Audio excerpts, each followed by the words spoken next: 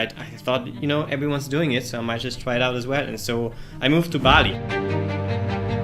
Real spots like Bali is still a very big spot. How's it been living in Bali? Amazing. Bali is very efficient. I just want to share about my lifestyle and the experiences I'm having as a digital nomad in Bali. This is my balcony view. But now I'm here, I'm in Bali, I've got a desk. And I moved to Bali and it was mind-blowing. I think there's no place on earth that has such a high density of indie hackers. Just shut up about Bali, okay? I mean, I'm sure Bali's amazing, I've never been, but what does it have to do with indie hacking, and what even is indie hacking anyway? Let's go and see if we can find out. Bali this, Bali that. Oh hey, just looking at some pictures of Bali here. Yeah, it does look pretty nice.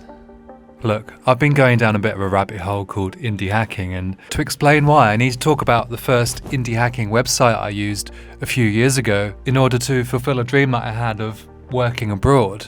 I was working remotely as a developer for this company, and after I'd settled in, I asked my boss whether I could, work abroad. I was surprised that he said yes. So the next question was, where am I going to work from? And one website that I used to figure that out was nomadlist.com.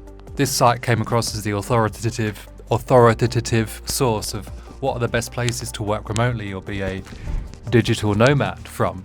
It had costs, ratings, reviews. I thought the website was pretty cool, great idea, and I ended up going to Gran Canaria and put it to the back of my mind. Skip forward to more recently, and there are certain podcasts that I've been listening to.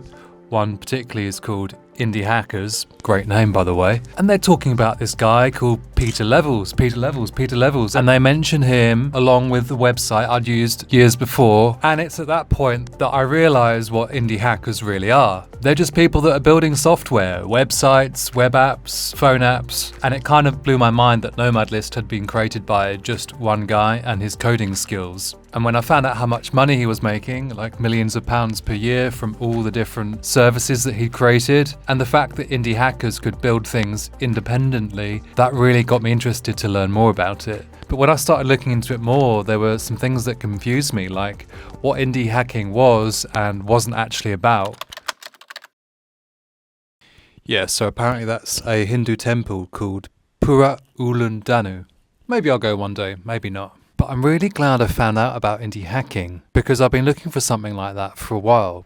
I quit my job 3 years ago because I'd started this YouTube channel and I was blogging about my coding experience, and I thought it would be a good way to continue to share that knowledge and maybe start to make a bit of money out of it. But after a while, something didn't really sit right, because the only coding I was really doing was creating tutorials to explain different things in the lessons that I was teaching. So I was talking about coding, but I didn't really feel like a coder/developer. When I found out that people like me were creating software completely independent of a company doing it on their own, that opened up an opportunity for me to use the coding skills that I had to create something on my own that I wanted to see in the world, rather than doing what I'd done in a job, which was creating a product for someone else. Then I got smacked in the face by another indie hacker tool. This time it was a tool that I'd been using to collect testimonials and display them on my website, testimonial.to. Another great tool that I thought was created by a big team of people that was actually created by one indie hacker. Seeing people creating these things made me realise I have skills that are valuable in the marketplace, and I started getting these ideas for things that I could create. But then I saw this guy on Twitter saying that he'd created 12 startups in 12 months.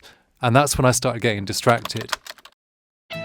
In this book I'm reading right now called The Status Game, it talks about the fact that everything we do in life is to achieve status. That's just how it is for human beings. It talks about 3 different types of status games we can play: dominance, virtue, and success. Dominant status games are all about using your power to climb higher than others. Virtue status games are all about being morally pure. But the third one, success status games, are about gaining status by actually getting better at something that's useful. That one really speaks to me, and in fact, a lot of the progress that we've seen over the last few hundred years is down to people playing this kind of success status game. And in a way, indie hacking is another success status game, all about trying to create great software in the world that brings value and makes money. But if you're not careful, you can get distracted by these other little games as well that I've seen being played. One of them is on Twitter/X, where a lot of indie hackers like to hang out. They like to share their monthly revenue stats, mention the fact that they're also in Bali, and hashtag build in public. And I actually think that celebrating your success is a great thing, but for someone that's just getting into indie hacking like me, I'm literally coding up my first web app right now. It's easy to get distracted by things that you think are important to being an indie hacker that actually aren't. And I spent 30 days posting every day on X because I thought that's the sort of thing that you need to do if you're an indie hacker. And I realized that's just a distraction from what really matters, which is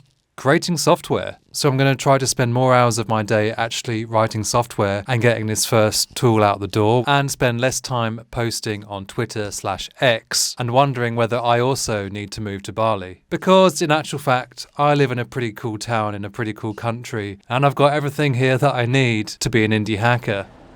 Look at the weather here where I live in Brighton. Bali is amazing in terms of the landscape, the coffee shops. I don't feel like I need a vacation. I don't feel like I need to escape from anything. And I really enjoy that in Bali. I mean, how much would it cost to fly to Bali? That's not too bad. Brighton, Bali, Brighton, Bali, Brighton, Bali. Does it rain in Bali?